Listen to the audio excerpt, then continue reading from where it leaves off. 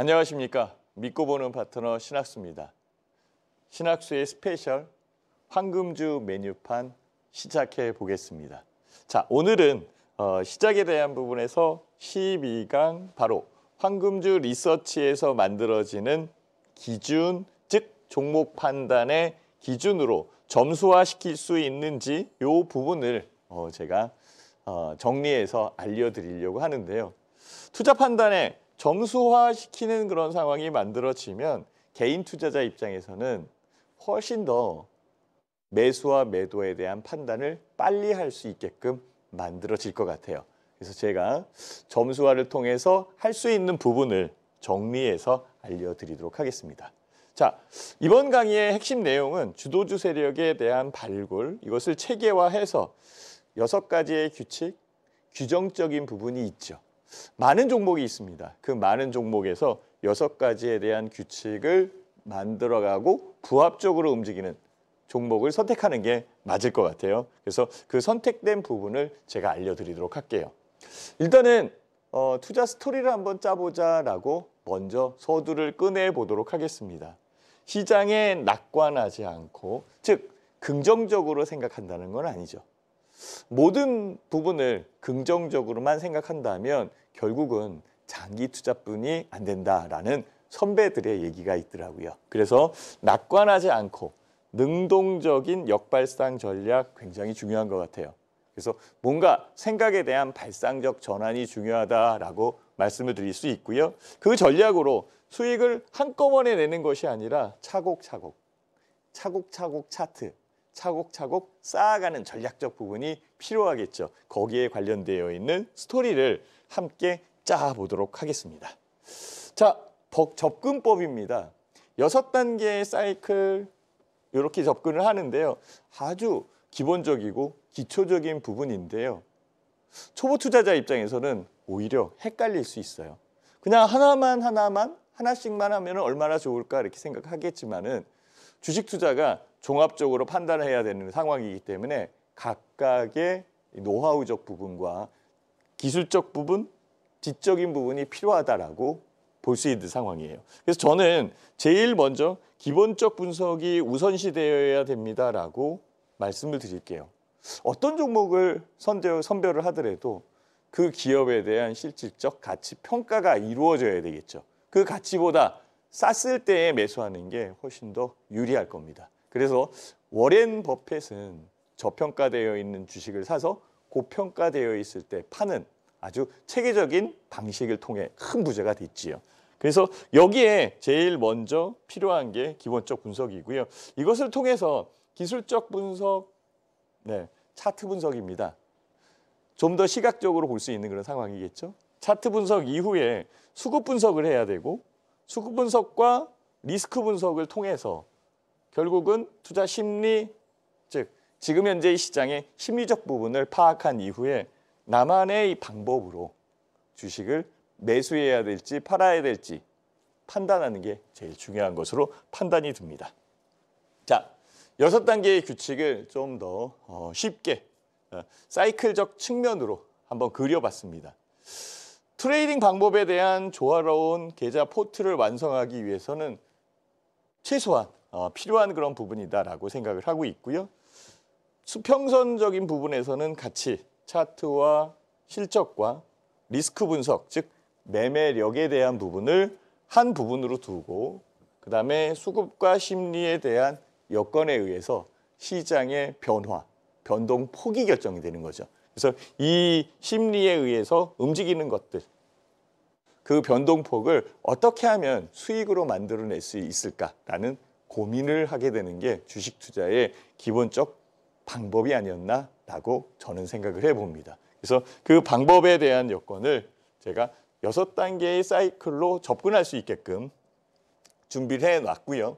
이것을 좀 더 개인 투자자 입장에서 편하게 이해하기 쉽게 생각을 하는 거죠. 그래서 황금주 리서치 이 부분에 각각의 직감들, 즉 6가지의 이 감각들을 점수화해서 만들려고 노력을 합니다. 그래서 시각적 부분, 미각적 부분, 촉각적 부분, 즉 기술적 분석과 기본적 분석, 그다음에 시스템 트레이딩에 대한 여건과 수급에 대한 부분과 심리적 요소를 함께 놓고 보는 것, 그게 지금 이 6단계의 방법의 하나의 카테고리로 연결됩니다라고 설명을 드리도록 할게요. 자, 여기에 관련되어 있는 부분에 하나씩 강론에 대한 부분을 설명드리도록 할게요. 시각적 부분입니다. 우리는 눈으로 모든 부분을 보게 되죠. 세상을 보고, 강을 보고, 바다를 보고, 마찬가지로 시각에 대한 부분에 의해서 보는데요. 결국은 주가의 가격 흐름을 눈으로 보게 될 텐데, 거기에서 황금 라인이 있는지, 그 황금 라인에 공작새가 앉아 있는지, 그 공작새가 앉아 있는 길이 주가의 길목인지를 우리는 파악해야죠. 제가 말씀드렸죠? 주가는 가던 길로만 가더라. 즉, 가는 길에 지켜보고 있어야 주가의 흐름을 찾아낼 수 있다는 거죠. 물론 종목은 많이 있는데요. 그 종목은 또 각기 다 다릅니다. 다만 그 안에 움직이는 심리적 부분이 같기 때문에 어려울 때는 힘들어서 패닉 현상도 나타나고 좋을 때는 흥분적 부분에 도취 현상도 나타나는 거겠죠. 그 부분에서 가던 길로만 간다라고 말씀드릴 수 있어요. 그래서 차트 분석에 대한 부분, 황금 라인에 대한 여건, 그 안에 공작새가 있는지를 하나씩 파악해 본다면 주식 투자에 훨씬 더 쉬운 방법으로 한 발 디뎠다라고 설명을 드릴 수 있어요. 한번 보겠습니다. 포인트점 보이시나요? 결국은 이 포인트점의 수렴점을 통해서 황금 라인 위와 아래에 대한 부분이 나눠지고 위쪽은 수익, 아래쪽은 손실로 귀결이 될 가능성이 있습니다.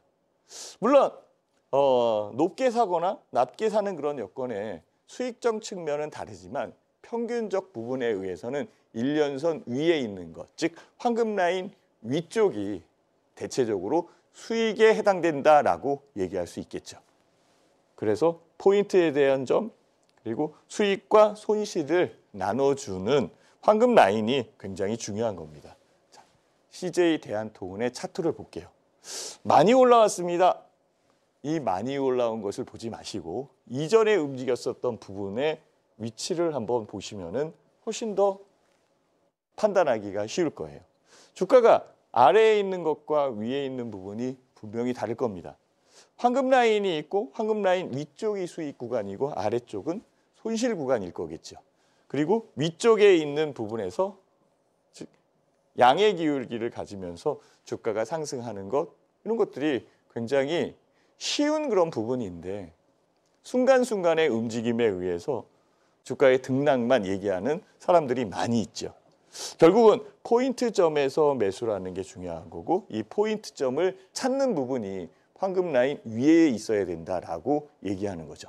그래서 이 부분이 즉 공작새가 앉아 있는 그 포인트점입니다라고 생각을 하고 있고 어쨌든 그 여건에서 공작새의 꼬리깃이 펴지는 것을 확인할 수 있어요. 좀 더 명확히 한번 보겠습니다. 로체 시스템입니다. 이제는 확실하게 보이는 것 같아요. 황금 라인이 보이고 황금 라인 안에 공작새의 몸통을 주가의 가격들이 흐르고 지나가는 그런 상황. 양의 기울기를 갖고 있고 발산되는 그런 여건이 만들어지는 상태. 기본형입니다. 제일 기본적이다라고 얘기할 수 있을 것 같아요. 자, 그러면 우리는 주식을 판단하는데 황금 라인 위와 아래에 대한 부분만 명확히 판단한다면 수익을 내기가 어렵지 않을 것 같아요. 아래에서 매매를 하는 것보다는 위에서 매매하는 게 훨씬 더 편하다는 것도 알 수 있게 됩니다. 다만 시각적 부분에서 위에 있는 상황이 올라왔다라고 판단해져 가는 상황이 나타나는데요. 지금 현재의 가격이 로체 시스템의 기본적 분석에 의해서 아직도 저평가되어 있다라고 판단이 된다면 주가가 올라와 있어도 살 수 있겠죠. 올라온 것이 아니라 추가적으로 올라올 수 있는 발판에 있다라고 판단할 수도 있는 겁니다. 다음 장 한번 볼게요. 자, 반복적으로 움직이는 것, 주가의 길목에 해당되죠? 자, 주가의 길목을 찾는 것이 제일 먼저일 것 같아요. 아주 중요한 포인트점이라고 저는 생각이 듭니다. 그래서 제가 한번 예를 드렸었지요. 멧돼지가 다니는 길. 산길을 걷다 보면 멧돼지와 마주칠 수도 있을 거예요. 그렇지만 우연치 않게 마주치는 걸 거고 정말 멧돼지를 보고 싶다라고 한다면 멧돼지가 다니는 길목에 지켜 있어야 되는 거죠. 멧돼지는 항상 이렇게 다니는 그런 상황이기 때문에 가던 길로만 간다라고 옛 어르신들이 얘기를 하시더라고요. 그렇다면 멧돼지를 보기 위해서는 여기 서 있어야죠. 앞에 서 있으면 들이받칠 수 있으니까. 그래서 결국은 멧돼지가 지나가는 그 부분에서 우리는 확인할 수 있는 상태가 될 거고요. 주가 역시 다니는 길목이 있습니다. 그 길목에서 매매를 하는 게 제일 중요합니다라고 말씀드릴게요. 바로 그것이 황금 라인입니다. 이 황금 라인 위와 아래에 대한 부분을 꼭 기억하시고 손실과 수익의 분할점이라는 것을 확실하게 인식을 하셨으면 좋겠습니다. 자, 그렇다면은 이제는 시각적 부분을 봤습니다.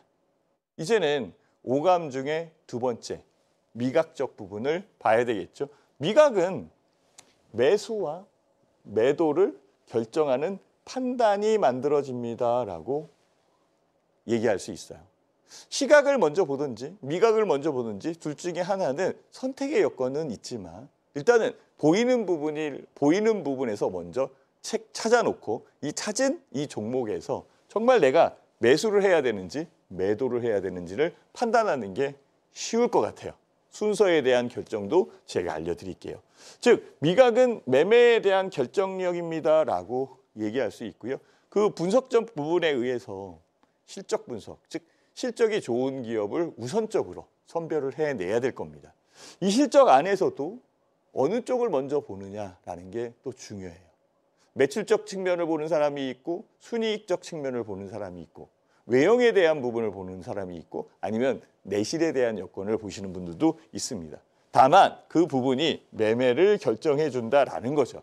그렇다면 결과적으로는 어떤 음식이든 봐서 아는 게 아니라 입에 넣어봐야 그 맛을 알듯이 종목 역시 미각적 부분의 실적을 확실하게 파악을 해야 달콤한지 쓴맛이 나는지를 판단할 수 있어요. 즉 미각은 결국 매도와 매수에 대한 결정력입니다. 즉 실적 분석입니다라고 말씀을 드릴 수 있어요. 자, 다음 장 볼게요. 자, 그러면 CJ 대한통운 아까 시각적 부분에 공작새가 앉아 있고 크게 이 뒷꼬리 깃이 펴지는 것을 봤죠. 자, CJ 대한통운 정말 미각적 부분이 탁월한지 한번 찾아보도록 할게요. 매출액은 지속적으로 늘고 있는 그런 상황입니다.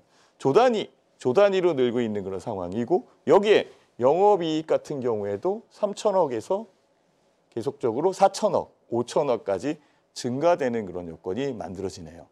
계속적 기업으로 이상이 없습니다. CJ 대한통운은 CJ그룹이라는 커다란 그룹사 안에 있는 상황이기 때문에 실질적으로 내재가치 측면에서도 굉장히 유리한 부분이 있다라고 언급드릴 수 있겠죠. 최근에 조금 더 각광을 받고 주시하고 있는 지표가 있죠. 바로 PBR 지표입니다. PBR 지표도 0.55 이렇게 나오는 상황이기 때문에 저평가되어 있네라고 생각할 수 있을 것 같아요. 즉 PBR 1배수 아래에 있다면 굉장히 저평가되어 있다라고 볼 수 있겠죠. 그렇다면 CJ 대한통운은 현재 가격 대역에 주가가 더 올라와야 되는 게 맞다라고 판단할 수 있는 거죠. 자, 시각적 부분에서 CJ 대한통운이 더 올라올 수 있다라고 판단이 든다면 그것은 매수에 대한 부분으로 보일 거고 주가가 이렇게 올라온 부분이 당연하다라고 느낄 수 있죠. 다만 요 포인트적 부분을 잡는 데에는 여러 가지 기술적 지표들이 있다라고 말씀을 드렸죠. 바로 요 안에 합성 캔들이 숨어 있었던 겁니다. 그 합성 캔들이 만들어지는 그 기간 동안에 수급력을 쥐고 있는 메인 수급 세력은 매수를 했었던 거고, 여타 개인 투자자들이든 다른 불안해했었던 투자자들이 팔은 물량들을 회수하고 매집을 했다라고 판단할 수 있는 거죠. 즉 판단에 대한 고리의 봉은 이렇게 만들어지면서 주가에 대한 흐름의 결정적 부분의 수급을, 즉 물량을 매집한 이후에 주가를 상승시키는 여건이 만들어진 겁니다. 시중에 돌아다니는 물량이 적다라고 한다면 적은 금액으로서도 충분하게 주가를 끌어올릴 수 있는 여건이 만들어지기 때문이겠죠. 자, 공작새의 몸통은 여기 있었고, 결국은 얘에 대한 판단, 매수와 매도에 대한 판단은 실적에 의해서 확실하다 느꼈기 때문에 매수하는 포인트를 잡아낼 수 있었던 겁니다. 상승하는 것 확인할 수 있어요. 자, 보령은 용각산으로 유명한 제약회사입니다. 매출액에 대한 추이를 한번 보니까요. 2020년도에는 5천억, 21년도에는 6천억, 22년도에는 7천억, 24년 추정에는 1조까지 들어오고 있습니다. 제약회사가 매출액이 5천억이 넘고 1조까지 들어오는 제약회사가 그렇게 흔치 않습니다. 그렇다면 보령은 재무구조상으로 굉장히 유리한 종목입니다라고 판단할 수 있습니다. 거기에 전체적인 요약 재무제표가 양의 흐름을 그리고 있기 때문에 이 종목은 사도 된다. 사도 되는 판단을 할 수 있는 거죠. 자, 보령에 대한 기본적 실적, 즉 미각을 우리는 측정을 해봤고, 미각을 측정한 이후에 보령에 대한 가격에 황금 라인이 있는지를 한번 찾아보도록 하겠습니다. 황금 라인이 여기 있었고요. 주가가 눌린 이후에 다시 황금 라인에 지지가 있었네요. 오히려 윗꼬리가 달린 이 부분이 전조현상이 아니었나라고 생각을 해봅니다. 전조현상은 누군가 들여본다라는 거죠. 수급력이 매집하고 있다라고까지 얘기할 수 있게끔 만들어갔던 거죠. 즉 잠수함의 잔망경이 끌어올려진 모습처럼 보인다, 이렇게까지 얘기했었던 거죠. 자, 그렇다면은 결국은 매집에 대한 여건이고, 그 매집에 대한 여건에 일시적인 수급의 눌림 현상 이후에 다시 재차 주가가 올라오는 부분이 나타났어요. 자, 이제는 종합해서 판단을 해볼게요. 보령은 실적이 좋은 회사입니다. 저평가되어 있는 거고 사도 된다라고 판단이 된 거죠. 그리고 가격의 흐름에서 황금 라인에 접해 있는 상황이고, 황금 라인 위쪽, 즉 수익 구간에 있는 그런 상황이다라고 한다면 결국은 눌렸을 때 매수하는 게 맞습니다. 큰 그림으로는 N자형 이렇게까지 얘기할 수 있는 거겠죠. 그렇다면 그 가격 대역은 여기고, 매수할 수 있는 부분은 여기고, 수익 구간은 이렇게 책정을 할 수 있는 거죠. 어렵지 않습니다. 이 어렵지 않은 부분을 하루하루의 가격 흐름만 보기 때문에 판단하기가 어려워지는 거죠. 즉 코끼리를 볼 때에 코끼리의 다리를 만지는, 장님이 코끼리 다리를 만지는 것처럼 느껴지는 거죠. 커다란 벽처럼 느껴질 겁니다. 보령, 우리는 명확하게 구분할 수 있어야 되겠죠. 자, 이제는 미각까지 봤으니까 세 번째 감각인 후각을 한번 봅시다. 후각은요, 외국인, 기관, 세력 이런 쪽이 들어오는지 안 들어오는지를 판단하는 거예요. 외국인들이 들어온다, 야릇한 냄새가 난다, 이렇게 느낄 수 있겠죠. 특히 작전 세력이 들어온다, 작전 세력에 대한 수급력이 몰려 들어온다면 조금 더 강한 냄새가 날 수 있는 거겠죠. 그 부분을 후각적으로 저는 표현을 했고, 그 표현을 후각이라고 얘기하지만 수급 분석입니다라고 다시 한번 정화시켜서 알려드리도록 하겠습니다. 주도 세력의 움직임을 분석하는 거고요. 특히 주도를 하고 있는 지금 시장의 수급력에 제일 크게 작용하는 것이 외국인과 기관입니다. 특히 외국인의 수급은 전체 시장의 17% 정도 움직이는 수급력이지만 외국인의 수급이 중요한 것은 시장을 이끌어가기 때문에 그렇습니다. 물론 기관들도 시장을 상승시키거나 하락시키는 이 부분을 만들어내긴 하지만 최근 시장에서는 외국인들의 움직임이 훨씬 더 강하게 표출이 되고 있고 대부분 시장에 외국인 투자자들이 매수를 하는 종목이 대체적으로 올라오는 여건이 여기서 만들어지는 거죠. 그렇다면 외국인이 사고 있는지 기관이 사고 있는지 아니면은 작전 세력이 사고 있는지 냄새를 맡아야 되겠죠. 그 부분을 후각으로 처리를 하면서 설명을 드리는 겁니다. 수급력에 대한 파악은 굉장히 중요합니다. 나중에 설명드리겠지만 이 수급력에 의해서 주가의 파동이 커지고 그 진폭이 커지는 것을 확인할 수 있습니다. 자, 주도 세력에 대한 수급. 그 주도 세력이 외국인일 수도 있고 기관일 수도 있고 아니면 저일 수도 있습니다. 제가 보고 있는 종목, 제가 관심 있게 추적하고 있는 종목, 그 종목을 수면 아래에서 쳐다봐야 되겠죠. 수면 아래에 있어야 모를 거잖아요. 많은 사람이 알고 있다라고 한다면 주가의 움직임이 크게 움직이질 못하는 경우가 많이 있기 때문에 그렇습니다. 주식은 소수에 의해서 움직이고 그 소수에 의해서 움직인 주식이 확산되고 대중화될 때 주가의 가격이 흩어지는 그런 현상이 벌어지기 때문에 그렇습니다. 주도 세력은 이 물밑에서 작업을 하고 있고 지켜보고 있는 그런 상황이고 그 특정적 시점에 몰입해 매수를 하기 시작하기 때문에 수급력에 대한 파악이 굉장히 중요합니다라고 얘기들 합니다. 시장의 수급은 수급에게 물어봐야 되겠죠. 즉 수급에 의해서 안 좋은 종목도 크게 상승하는 경우가 왕왕 있습니다. 수급이 없어서 정말 좋은 주식인데도 주가가 저평가되어 있는 상태로 그대로 유지되는 것들도 많이 있습니다. 정부에서 저PBR 정책을 끌어들인 것도 결국은 현재의 가격, 즉 그 주가의 가격보다도 낮게 형성되어 있는 기업에 대한 가치보다도 낮게 형성되어 있는 주가 때문에 정상화시켜라라는 그런 의미도 있겠죠. 즉 주도 수급 세력에 대한 부분을 우리는 봐야 돼요.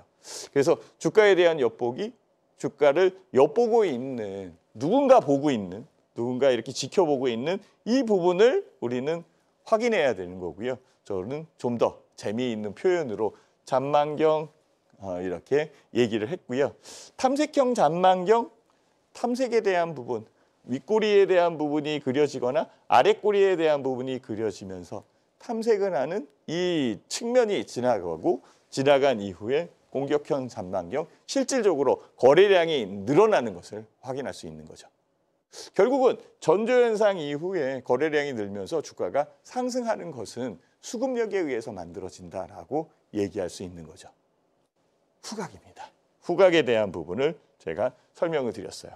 자, 전조현상, 거래량 한번 보겠습니다. 전조현상이죠.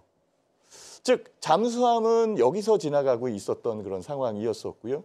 여기서 지나가고 있었던 상황이었고 결국은 잔망경의 이 높이 조절이 바로 윗꼬리에 대한 부분에 의해서 만들어진 거죠. 이 이후에 주가는 상승을 하고 오히려 더 큰 상승력을 만들어내는 것. 즉 주가의 이상 기류가 감지될 때에 그 감지된 부분을 수급적으로 파악을 해서 체계화시킬 때에 결국은 전조 현상에 의한 주가의 흐름을 미리 캐치해낼 수 있는 상황이 만들어집니다. 그래서 저는 개인 투자자들 입장에서는 추세 매매 이 부분을 배우는 게 제일 먼저지 않을까 생각을 해보고요. 저 또한 증권사에 입사를 해서 제일 먼저 선배들한테 배운 것이 추세 매매입니다. 추세 매매 이후에 전략적 부분이 필요하겠죠. 그 전략적 부분이 바로 시세 추종 전략입니다. 하나하나의 가격을 추적해 가면서 결국은 미각적 부분의 이 회사의 이 실적적 부분까지 그리고 그 가치까지 끌어올려지는 것을 확인해 놓은 후에 매도를 하고 수익을 챙겨나는 것이 맞지 않겠나라고 생각을 해봅니다. 한 종목을 선택을 해서 투자를 하는데 짧게 수익을 내고 팔아낸다라는 것은 너무 아까울 것 같아요.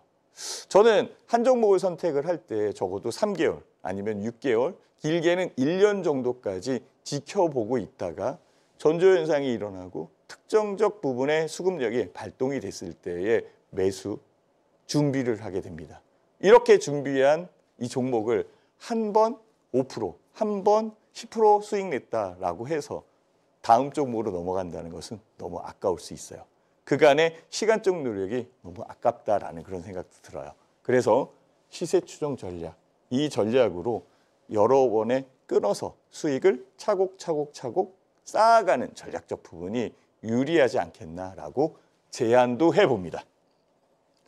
자, 아랫꼬리 매집형의 전조현상. 제가 전조현상을 설명할 때에 말씀을 드렸었던 그 차트인데요. 결국은 이렇게 끌어올려지면서 사실 주가에 대한 부분에서 아랫꼬리가 나오기 전에 이 상태는 음봉으로 그려져 있었던 여건이었기 때문에 얼마나 불안했겠어요. 주가가 끌어져 내려진다라는 그런 생각에 굉장히 불안했을 거고 못 견딘 투자자들은 팔 수밖에 없는 그런 상황이죠. 그 부분을 끌어올린 겁니다. 여기서도 마찬가지죠. 끌어내렸었던 부분을 끌어올렸었던 그런 상황이죠. 물론 이 부분에서 사면은 좋겠죠. 이 부분에서 사면 좋겠죠. 그렇지만 이 부분에 해당될 때는 두려움이라는 것이 먼저 들기 때문에 개인 투자자 입장에서는 쉽게 접근하기 어렵습니다. 완결이 됐을 때 투자해도 늦지 않습니다. 이 부분에서 투자해도 이렇게 수익을 찾아낼 수 있는 거죠. 큰 수익보다는 내가 수익 낼 수 있는 공간에 확실하게 수익 내는 게 훨씬 더 중요하다는 것을 여기 계시는 시청자분들이 깨달으셨으면 좋겠습니다. 급하게 움직이는 게 아니라 조금 더 여유 있게 움직이면서 나의 목표 수익률을 책정해 나가는 것이 훨씬 더 의미 있고 가치 있는 것으로 저는 생각이 듭니다. 자, 전조현상 정확히 나왔네요. 거래량이 들어오고 전조현상이 일어나고 전조현상이 일어난 일정 부분에 황금 라인에 공작새가 앉아 있는 그런 상황이고 그 공작새 몸통을 가격이 지나가면서 꼬리깃이 펼쳐질 수 있는 이 전형적인 가격 흐름의 차트 잊지 않고 기억해 두셨다가 이렇게 움직이는 종목이 발견이 되면 어떤 종목이신지 보시고 그 종목에 대한 미각적 부분, 즉 실적을 확인한 이후에 거래량과 수급력이 작동하는 부분에서 매수를 하면 실패율이 굉장히 적어집니다. 이렇게 3박자를 맞춰야 되는 게 맞는 것 같아요. 전조현상 어렵지 않죠? 제가 설명드렸었던 부분들이 이제는 하나씩 베일이 벗겨지면서 알게 되는 그런 과정에 있습니다. 자, 이제는 심리도 봐야죠. 투자 심리, 심리적 분석. 심리는 청각에 의해서, 즉 듣는 부분에 의해서 많이 요동치는 경우가 있습니다. 뉴스와 이슈에 대한 부분, 호기심이 발동을 해야 투자 심리가 높아지는 거죠. 호기심이 없는 주식은 암만 좋은 주식도 움직이지 않습니다. 즉 궁중 심리에 대한 투자 분석입니다라고 말씀을 드리고 싶어요. 청각입니다. 들려야죠. 그리고 흔들려야 되는 거죠. 그 흔들리는 부분이 옳은 방향 쪽으로 가야 되는 게 맞지 않겠나 저는 생각을 해봅니다. 자, 군중 심리에 대한 여건에서 제일 중요한 것은 바로 심리에 의해서 요동치는 사람의 마음일 겁니다. 그래서 일각에서는 주식 투자, 심리에 의해서 움직이는 그런 상황이기 때문에 경제학이나 경영학을 전공한 사람보다 심리학을 전공한 사람들이 훨씬 더 주식 투자 잘합니다 라고 얘기하는 속설도 있게 된 거죠.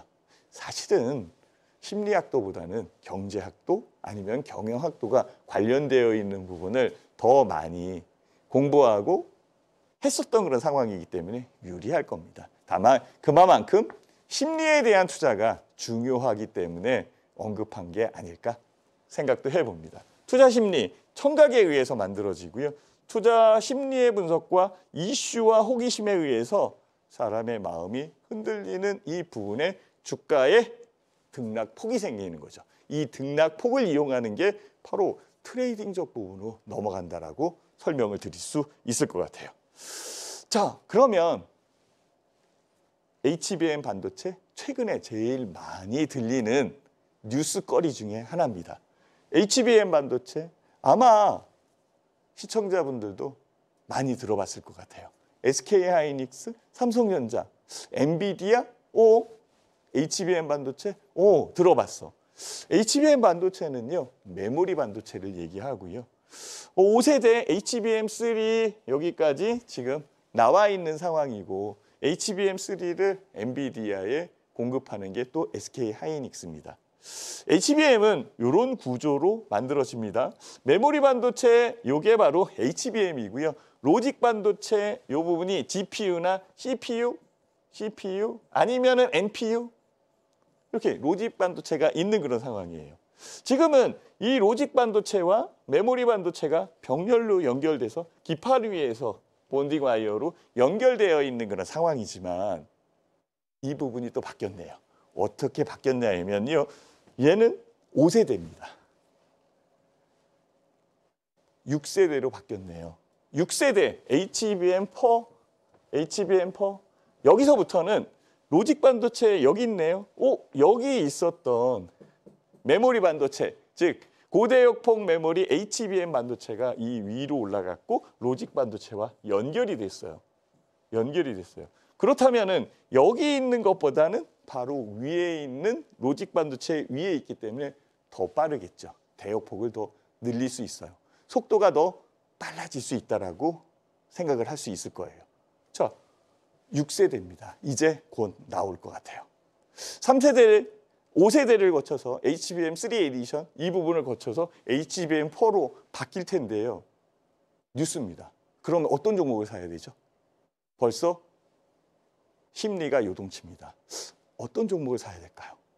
SK하이닉스, 삼성전자, SK하이닉스와 협업하는 기업들, 삼성전자와 협업하는 협력업체들 막 생각이 들 겁니다. 뭔가 흔들어 놓고 있어요. 들렸습니다. 청각입니다. 마음이 움직입니다. 호기심이 발동됩니다. 뉴스 한번 볼게요. 반도체 질서 흔든다. 누가 흔드는 거? 누가 흔드냐? SK하이닉스가 흔들어요. 반도체 질서는 삼성전자, SK하이닉스, 마이크론 테크놀로지 이런 서열로 짜여 있는데 반도체 질서가 흔들린다면 SK하이닉스가 위로 올라온다라는 얘기잖아요. 맞습니다. 전체 D램 시장에 삼성전자가 1위인 건 맞는데요. HBM 시장에서는 SK하이닉스가 전 세계 1위입니다. 바뀌었습니다. 문제가 바뀌었어요. SK하이닉스 올라올 만하죠. 이런 뉴스를 접했다라고 한다면 사고 싶어지는 마음이 생길 거예요. 바로 호기심, 심리에 대한 부분이 움직인 거죠. 이제는 주상복합 반도체 현실화된 셈이다 라는 방점을 찍고 뉴스가 나왔으니 SK하이닉스는 더 가겠네요. 그래서 저는 SK하이닉스가 10만 원 아래에 있을 때 16만 닉스 갑니다. 16만 원까지 충분히 갑니다. 라고까지 얘기했었는데요. 정말 16만 원이 넘어섰어요. 이제는 20만 닉스, 25만 닉스로 가지 않을까? 이 생각도 좀 해봅니다. 심리가 발동됩니다. 갈 것 같아요. 자, 이제 다시 한번 HBM 반도체에 대한 부분에 심리, 즉 시청자님들의 마음을 흔들어 보겠습니다. HBM 시장은요. 20억 달러에서 49억 달러, 63억 달러로 점점 늘어나고 있습니다. 문제는 뭐냐면 이 HBM의 가격이 일반 D램보다 5배가 비싸다는 거예요. 이 5배가 비싼데 수익은 5배에서 10배까지 수익이 납니다. 그러면 시장이 적더라도 수익이 10배씩 늘어나는 그런 상황이니까 이 시장이 이렇게 커지면 커질수록 반도체의 서열이 바뀔 수도 있겠네요. 그 기대감이 SK 하이닉스를 끌어올리는 상황이 만들어졌고 그 끌어올리는 부분의 수급에 외국인들이 들어오기 시작을 한 거죠. 자, 수급의 외국인들? 냄새가 납니다. 냄새가 나죠. 야릇한 냄새가 나는 거예요. 그렇다면 SK 하이닉스는 더 올라갈 수 있는 여건이 만들어진 거죠. 자, 이런 로직을 세워서 종목을 선별을 해야 됩니다. 지금 SK 하이닉스를 사라는 게 아닙니다. SK 하이닉스를 보라는 게 아니에요. SK 하이닉스가 만들어진 과정을 제가 말씀을 드리는 거고 이 과정에 의해서 하나하나의 종목, 즉 시청자님들이 보고 있는 종목을 분석해낸다면 실패율을 줄일 수 있다는 거죠. 그 실패율만 줄인다면 계좌의 마이너스는 적어질 거예요. 오히려 플러스가 나면서 주식 투자의 즐거움을 느낄 수 있을 겁니다. 자, 외국인 수급까지 들어온 SK 하이닉스 어떻게 움직였나요? 자, 이제는 눈에 보이셔야 됩니다. 뭐가 보이셔야 되죠? 황금 라인이 보이셔야 됩니다. 황금 라인 보이시나요? 황금 라인 여기 있네요. 황금 라인이 여기 있는데 어디서 사야 되죠? 바로 여기. 수렴점이잖아요. 여기서부터 16만 닉스 움직이게 된 거죠. 안 어렵죠? 쉽습니다. 이렇게 쉬운 부분을 순서대로 움직이면 되는데 이 꼭대기에서 보니까 쫓아가게 되는 거고 쫓아간 이후에 주가가 내리니 흔들리고 본의 아니게 팔아내는 상황이 만들어지는 거죠. 여유 있게 접근하는 게 좋아요. 6단계의 법칙, 로직을 지켜서 움직이는 게 좋다라는 거죠. 자, 이제는 촉각으로 한번 넘어가 봅시다. 촉각은 매매력을 얘기하는 거고 스킬, 기술을 얘기합니다. 즉 시스템 트레이딩을 얘기하는 거고 바로 마우스를 우리 시청자님들이 클릭하는 이 촉각을 얘기하는 거죠. 매매 분석, 손맛을 얘기하는 거고요. 매매력, 즉 얼마만큼 힘있게 그 주식을 매수할 수 있느냐, 자신 있게 팔 수 있느냐를 판단하는 그 기준이 되는 거죠. 바로 시스템 트레이딩, 나만의 트레이딩의 기법이 있어야 된다라고 말씀을 드리고 싶어요. 이 촉각은 스킬, 기술이기 때문에 전수가 가능합니다. 전수가 가능하오니 지금까지 제가 한 강의를 하나씩 보면서 나름대로의 투자 전략을 세워보고 트레이딩 전략을 만들어가는 게 답일 것 같아요. 제가 팁으로 드리는 겁니다. 촉각. 이제 그 촉각까지 봤습니다. 자, 이 촉각에서 시스템 트레이딩에 대한 부분을 다시 한번 조금 더 쉽게 저만의 이 노하우를 갖고 설명을 드려보겠습니다. 저는 하나의 리스크, 한 단위의 리스크를 걸어서 나는 3단위의 리워드를 받아야 정상입니다라고 말씀드리고 싶어요. 한 단위의 리스크가 500원일 수 있습니다. 500원일 수 있어요. 500원일 수 있다라고 한다면 3단위의 리워드는 1,500원을 저는 수익으로 만들어내야 되는 거죠. 그러면 만원짜리의 주식에 주가의 손절 라인은 리스크에 대한 부분은 500원이니 9,500원이 손절 라인이 될 것이고 1,500원에 대한 목표 수익을 보고 있는 상황이기 때문에 11,500원이 나의 목표 주가입니다. 이 종목에 대한 목표의 주가죠. 이 종목이 A 종목이라면 이렇게 결정을 해서 들어가야 돼요. 종목을 봤을 때 시스템적으로 들어와야 되는 거죠. 그래야 종목을 손절할 수 있고 매수한 이후에 수익이 났다라고 한다면 더 가는 것보다는 나의 목표 수익률을 정확히 찾아가는 거예요. 그 찾아간 부분을 계단식으로 쌓아 올릴 수만 있다면 큰 수익이 만들어져요. 바로 스노우볼이 만들어진다라고 얘기할 수 있어요. 이 시스템 트레이딩 전략을 한번 구성을 한번 해보세요. 괜찮을 겁니다. 조금만 노력하면 금방 확인할 수 있는 부분이 나타나기 때문에 그렇습니다. 자, 이제는 마지막이네요. 트레이딩 스킬의 직각. 바로 동물적 감각을 얘기하는 거고 통찰력을 얘기합니다. 단연간에 쌓아 올린 통찰력. 아무도 몰라요. 전문 패널도 모르고 저만이 알고 있는 거. 마스터 PB만이 알고 있는 이 스킬적 부분을 제가 1강서부터 10인강까지 주르륵 나열해서 알려드렸습니다. 이 안에서 한 종목 한 종목 선별할 때 내가 원하는 수익을 낼 수만 있다면 주식 투자 굉장히 자유로워질 수 있습니다. 어렵지 않습니다. 한번 만들어 보는 거 괜찮지 않겠습니까? 저는 거기에 관련되어 있는 하나하나의 분석적 부분을 정확히 알려드릴 수 있어요. 이런 부분들이 황금주 리서치 안에 있는 겁니다. 황금주 리서치는 무료니까 언제든지 들어오셔도 됩니다.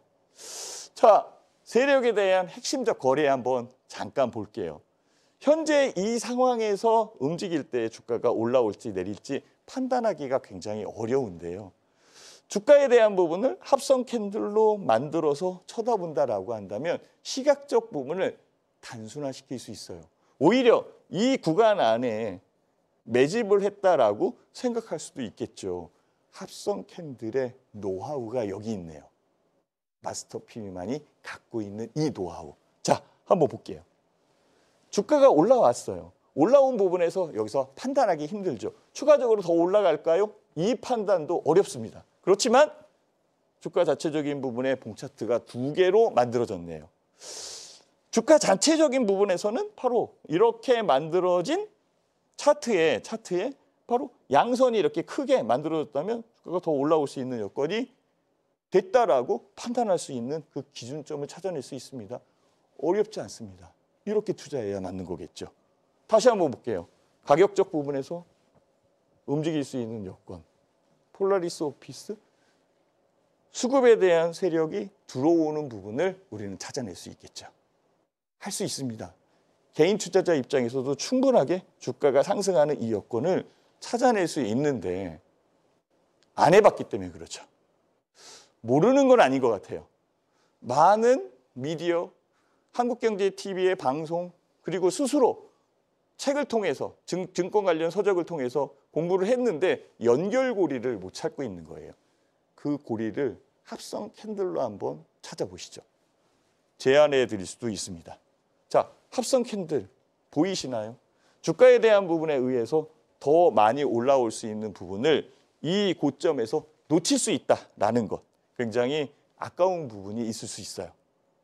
이스트소프트도 바로 이 숨은 봉에 의해서 만들어진 그런 상황이고 흔들리지 않았다면 주가에 대한 수익률은 훨씬 더 커졌을 텐데 라고 생각을 하는 거죠. 강의를 했던 내용입니다. 다시 한번 보면서 확인해 보는 거겠죠. 자, 6가지의 감각입니다. 이 감각에서 제일 중요한 것 한번 보셔야 될 것 같고요. 트레이딩 통찰력 이 부분에서 제일 필요한 것, 즉 SK하이닉스를 점수화시켜서 만들어낼 수 있다라는 거죠. 그래서 시각 점수가 몇 점, 청각 점수가 몇 점, 후각 점수가 몇 점, 토탈 90점이라는 이 점수를 확인해서 60점이 넘어가면은 매수해도 된다라는 판단을 할 수 있을 거고 100점에 가까워질수록 매수에 대한 판단이 훨씬 더 강해진다라고 얘기할 수 있겠죠. 자, 이렇게 점수화시킬 수 있는 부분을 제가 황금주 리서치에 올려놓고 있습니다. SK하이닉스의 이슈적 부분과 재료에 대한 여건이 있는 상황이고 SK하이닉스의 차트, 본이 움직일 수 있는 여건의 점수가 굉장히 높구나라는 것을 확인할 수 있는 거죠. 다시 한번 보고 다시 한번 보고. 자, 이 종목도 마찬가지입니다. 가온칩스도 굉장히 강한 종목 중에 하나였었습니다. 바로 시각적 점수가 20점이라는 강하게 올라오는 부분이 있었고 미각적 점수는 약간 약한 것은 실적에 대한 부분, 즉 투자하는 기업이기 때문에 즉 실적에 대한 점수가 약간 낮아질 수도 있었던 거죠. 그렇지만 결과적으로는 95점이라는 큰 점수에 의해서 만들어졌고 가온칩스에 대한 내용과 그리고 가온칩스에 대한 가격 흐름 이것을 다시 한번 연결해서 본다면 아, 이 종목이 이렇게 움직였구나라는 것을 알 수 있는 거죠. 자, 이제는 현금 만들기에 대한 부분을 알려드리고 싶어요. 주식은 저는 매개체 이렇게 생각합니다. 매개체이기 때문에 우리가 제일 중요하게 생각하는 현금, 즉 현금 플러스 알파, 즉 수익을 내기 위한 방법을 우리는 찾아야 되는 거고, 계좌의 주인은 주식이 아니라 현금이라는 것을 꼭 잊지 않으셨으면 좋겠습니다. 주식은 매개체일 뿐이기 때문에 결국은 이 매개체를 바꿔가면서 수익을 낼 수 있는 그런 공간을 확보하면 되고요. 주가는 변동성을 현금화시키는 기술 스킬이다라고 얘기할 수 있는 겁니다. 자, 현금을 만드는 달인이 한번 돼봅시다. 자, 여기에서 제가 이것을 한번 설명드려볼게요. 6단계의 사이클. 자, 이제 결론을 한번 내봐야 되겠죠. 실적을 제일 가운데에 둬서 실적에 대한 부분에 의해서 주식 이 종목을 사야 될지 팔아야 될지를 결정을 하고, 그 종목의 차트 황금 라인이 있는지를 저는 확인해야 됩니다. 그리고 스킬, 리스크에 대한 분석을 통해서 목표가와 손절가, 시스템 트레이딩에 대한 부분을 결정을 해놓고 심리와 수급 이 부분이 변동성을 만들어내는 거죠. 강한 심리에 의해서 주가가 올라올 수도 있고 강한 수급에 의해서 주가가 올라올 수 있어요. 강한 수급에 의해서 주가가 내릴 수도 있겠죠. 이 변동성. 이 변동성을 현금화시키는 기술? 바로 6단계, 6단계의 규정을 통과한 종목 안에 있다는 거죠. 3천여 개의 종목이 있습니다. 그 종목을 다 살 수 없습니다. 전부 볼 수도 없습니다. 많은 종목이 있어요. 그 많은 종목에 6단계의 사이클에 통과되는 종목이 없을까요? 제가 보기에는 많습니다. 이 많은 종목 중에 필요한 부분을 뽑아 투자를 하게 된다면 큰 수익이 만들어지는 것은 따놓은 당상일 겁니다. 자, 이렇게 투자를 하는 게 옳지 않을까? 저는 제안을 한번 해보고요. 나중에 또 기회가 된다라고 한다면 이 6단계 사이클에서 필요한 보조 지표적인 부분을 하나씩 풀어서 알려드리도록 하겠습니다. 감사합니다.